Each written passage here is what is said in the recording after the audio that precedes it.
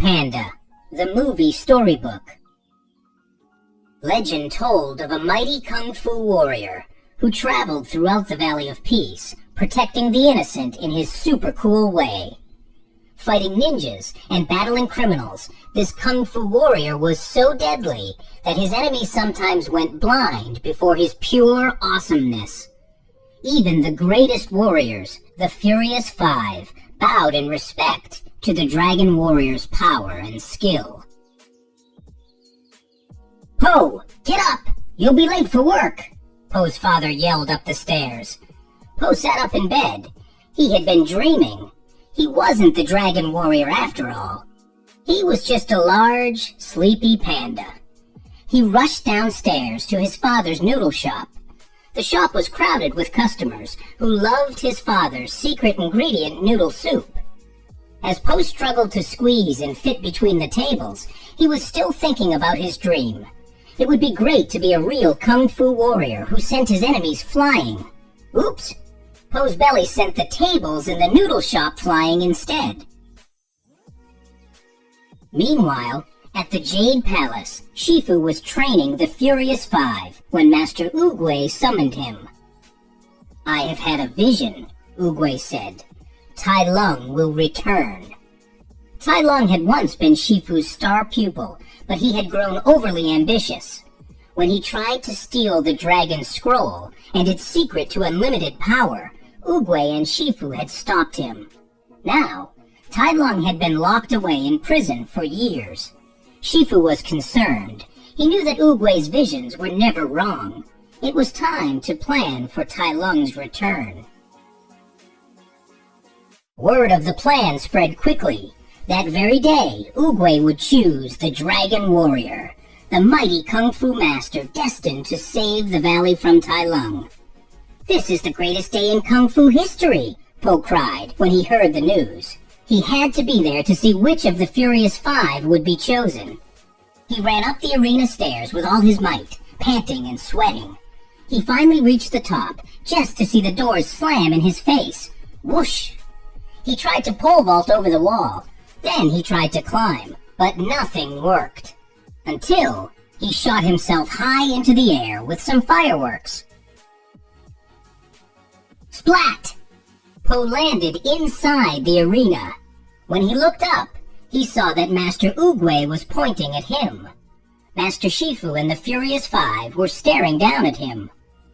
"The universe has brought us the Dragon Warrior," Oogway declared. The crowd cheered in celebration of the news. "What?" Po said in surprise. "What?" exclaimed Shifu and the Five in disbelief. Soon, Po found himself in the Sacred Hall of Heroes. It was the coolest place he'd ever seen. Ancient kung fu artifacts were displayed throughout the room.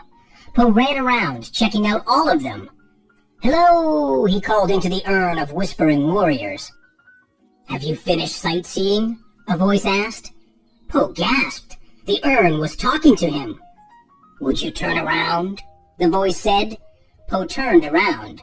"Master Shifu!" he cried when he saw the Kung Fu Master. So that was who was talking to him. Po was so surprised that he bumped into the urn.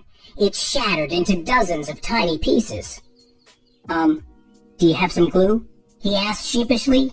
Shifu wasn't at all impressed with this new so-called Dragon Warrior. He tested Po by putting him into the whooshy finger hold. It really hurt. But Po still thought it was pretty cool. Shifu took Po to the training hall, where the Five were practicing.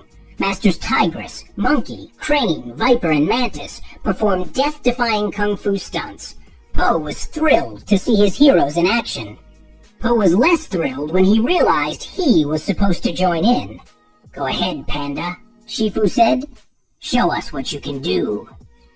Po was flung into the gauntlet as, ouch, a spiky tethered ball sent Po flying into the jade exercise, which, oof, spilled him into the army of wooden dummies, when, ugh, he was whacked for a final time, landing beaten up in front of the disapproving Five. Po didn't fit in at the training hall, and he didn't fit in at the Furious Five's bunkhouse. None of the five wanted him around. They didn't think he was worthy of being the dragon warrior. Feeling dejected, Po wandered outside to a peach tree.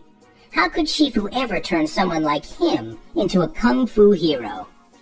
Maybe I should just quit and go back to making noodles, he mumbled sadly. Master Oogway overheard the panda's sad words and gave him some advice. Yesterday is history, tomorrow is a mystery, but today is a gift. That is why it is the present, said Oogway. Po smiled. He was willing to try again. Meanwhile, an impenetrable prison stood far away from the Jade Palace. It had 1,000 guards and only one prisoner, the dangerous snow leopard, Tai Lung. Tai Lung had waited years for his chance to escape. The time was now, and he was ready. He used a stray feather to pick the lock on his armor. The guards didn't stand a chance against his powerful kung fu leaps and kicks. Tai Lung dodged spears and clawed up the rocky walls to burst out of the prison. At last, he was free. Now he could return to the palace and claim his rightful title of Dragon Warrior.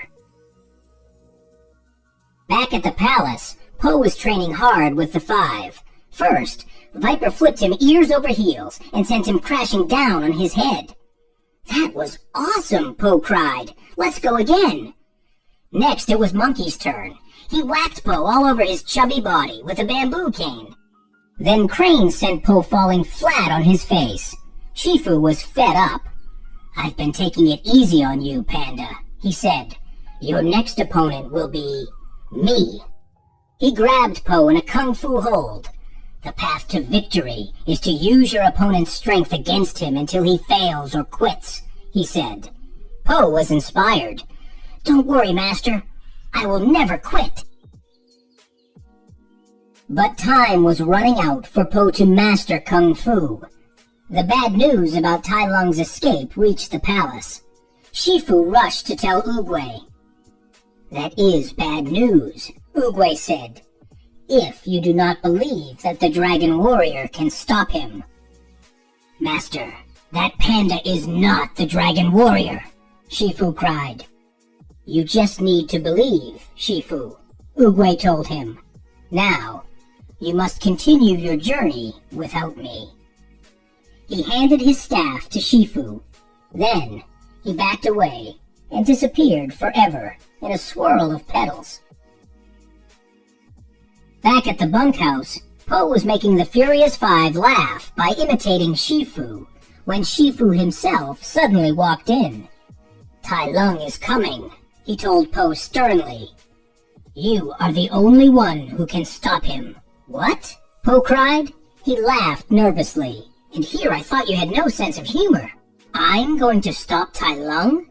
But he realized that Shifu was serious. As soon as the master turned to speak to the five, Po spun on his heel and ran away as fast as he could. Shifu soon caught up with Po. His message was clear. I can train you, Shifu said. I will turn you into the Dragon Warrior.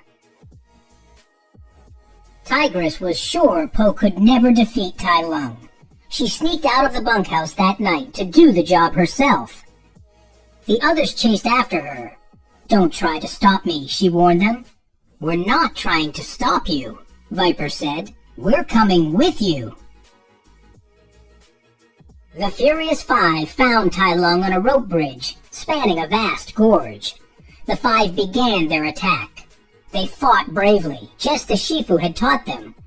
But the snow leopard's strong muscles backed up his kung fu kicks as he overpowered the group, finally using a special kung fu nerve attack that froze them in place. Tai Lung snarled as he bounded away to the valley. Back at the palace, Shifu found Po eating everything he could get his paws on. Finally, Shifu understood. This was the key to the panda's greatness. Shifu changed his training plans. He would use food, not to motivate Po, but to activate him. Instead of using the usual kung fu methods, he used stir-fry and dumplings to build and refine Po's skills. It worked. Po got better and better. Po was excited. His kung fu dreams were coming true at last. Maybe he was worthy of being the dragon warrior after all. The five returned, dejected, and told Shifu of their defeat to Tai Lung. Shifu decided that Po needed to meet his destiny head-on. He needed the dragon scroll. "Read it, Po, and fulfill your destiny," he said. "Read it, and become the dragon warrior." Po unrolled the scroll and gasped. "It's blank." All his new confidence seeped away. Tai Lung had already defeated the five. How was a chubby, noodle-slurping panda ever supposed to beat him? Even Shifu didn't understand. When Shifu ordered an evacuation of the valley, Po went straight to his father's noodle shop. His father quickly realized that Po needed some encouragement, and so he finally revealed the secret ingredient in his special noodle soup.